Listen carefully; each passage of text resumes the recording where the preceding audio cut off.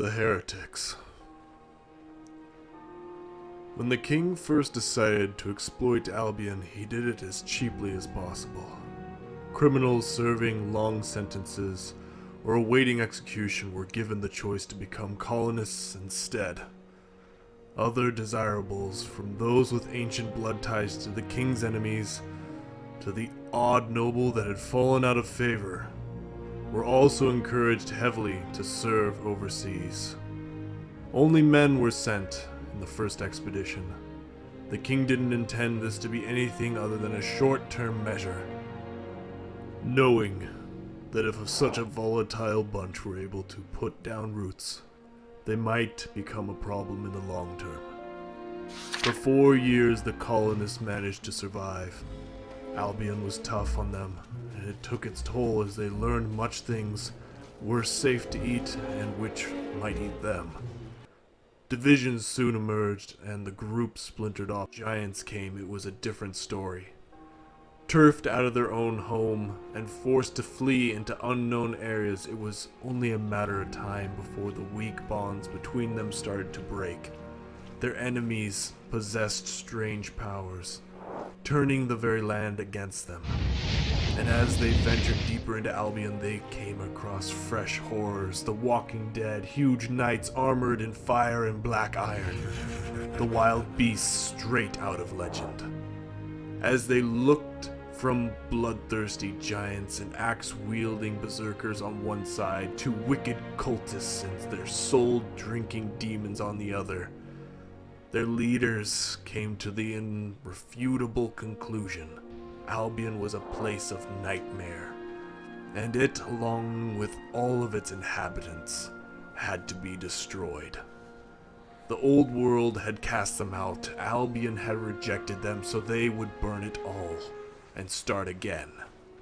They began to work with their own weapons, crude things that could only hold the weakest Albion's magic. Even so, it was significant, a first step in a much greater plan. Falling back on old survival skills, they laid low and sent out spies to watch Albion's natives. From a distance, they observed strange rituals and rites. Daring raids secured them scraps of knowledge from the other factions. Some of them tried to recreate the rituals with limited success. Others attempted to tap into the magic of their land in their own way, without training, and were never the same again. Although they could not equal the power of Albion's other magical factions, they did succeed in creating their own staves and artifacts, empowering their first mages. The growth in power reflected their growing madness. Even the pragmatic Gibson, known now as Chop, was affected. One night he simply wandered away, only to return a month later, changed, and proclaiming himself a heretic. Shortly afterwards, all contact was lost between the colony and the old world. The Royal Expeditionary Force arrived a few years later to find their countrymen had rejected the old world and were calling themselves heretics. Diplomacy between the two groups never even started, as the heretics attacked anyone they found on sight. Albion had driven the heretics embrace the worst parts of themselves. Hey everyone, I really hope you enjoyed this video on the lore of the Heretics in Albion Online. I put a lot of effort into this video, and I hope that you can support me with a thumbs up and a subscription, because I will continue making these videos. I really enjoy the lore of this world and will continue to promote it through... Oh, there is a lot more lore that I want to cover in this game. Anyways, I digress. Enough self-promoting, blah blah blah. So this is a segment of the video that I call the realistic view of the Heretics, and that's kind of what the player, us just as a player, not a character, a player, sees the Heretics as. Now, you as a player see them as a means to level up your weapons. a means to test out skills for armor and weapons. You know, just practice basically is what these guys are. They're not strong. They're tier 3. They're one of the weakest. They are the weakest monsters other than animals. They're pushovers. But now here's the big but is that they are the beginnings of our economy. And I'll get to that later. I'll talk about that later. The Heretics were forced from their homeland into what was a hope of a new beginning. What was received was very much the opposite. Now Heretics are insane, tied together by loose bonds of brotherhood in the belief that it's them against the world. Really, they are the ultimate underdogs. They are bottom of the bottom, struggling to survive, building weak fortifications, digging underground to find shelter. They come from the slums. They were ripped away from the nobility by the king, and they ended up here in this cursed land. Now, a couple of key points I wanted to point out is giants eat people. Giants eat humans, just like in old fee-fi-fo-fum English child stories. I smell the blood of an Englishman.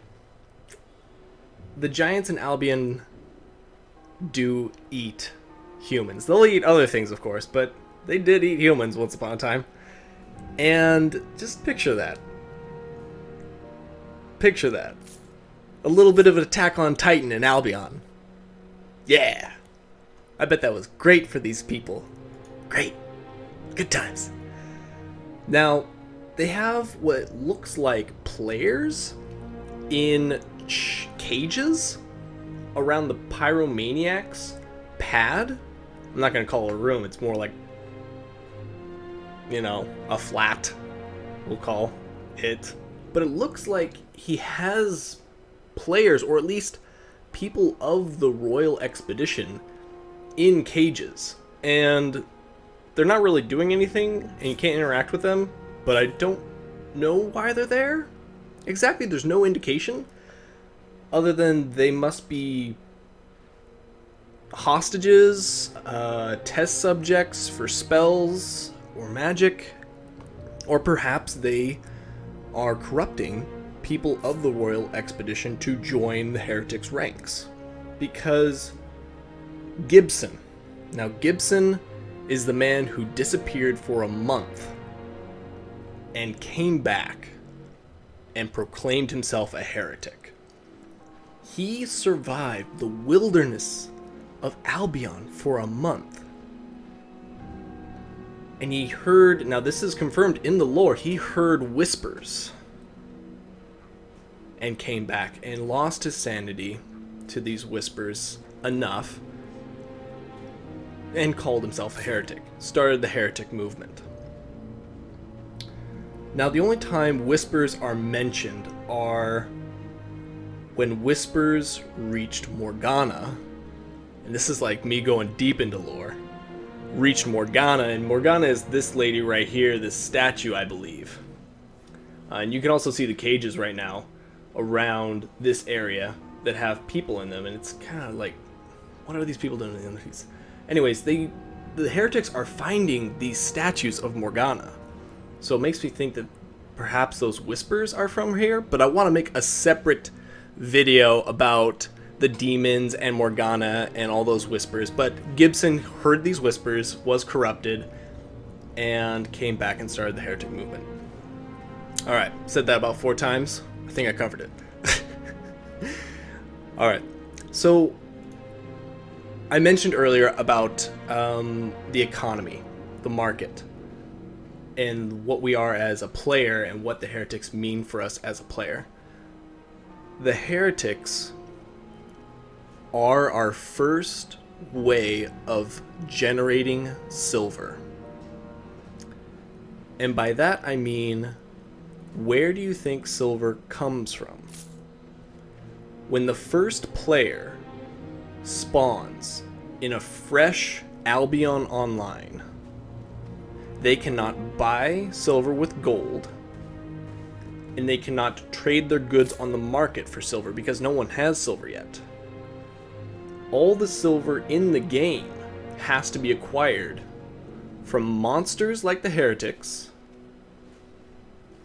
and expeditions, which is also the Heretics. They send you on an expedition, which is I'm right now in. This is an expedition.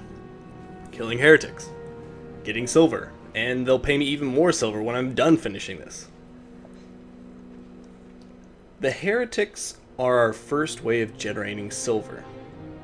Picture that. We are going to amass bodies.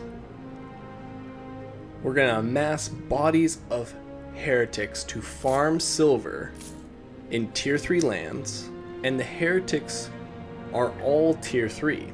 I think they do get higher in expeditions, but in the open world, Heretics are predominantly tier 3. Unless there's a random camp encounter I haven't encountered yet in game, but I've like really searched hard in the open world. And they're tier 3. They're on the outer edges of Albion. Our market and wealth will start by amassing the bodies of our fellow countrymen who are insane. Though they may be insane, we will do the same on each other as we move to yellow zones, red zones, black zones, to further our wealth by murdering each other in PvP. I like that this kind of turns in on itself to where we're killing the Heretics, yeah, but then we kind of turn insane in the same way. And I like how this ties in with the lore of the magical fallout. The magical fallout is talked about after the Great War. There was this fallout and this mist, and it is what did corrupt the Heretics to be what they are today, for the most part. There's not much description of this magical fallout other than that. Did I cover all my points? Is that it? Gosh. Well, I know how to talk, I guess. Well, yeah. Hope you guys enjoyed. Take care. Yes. The beginnings of our economy and our market will be with the slaying of our fellow countrymen, all for the sound of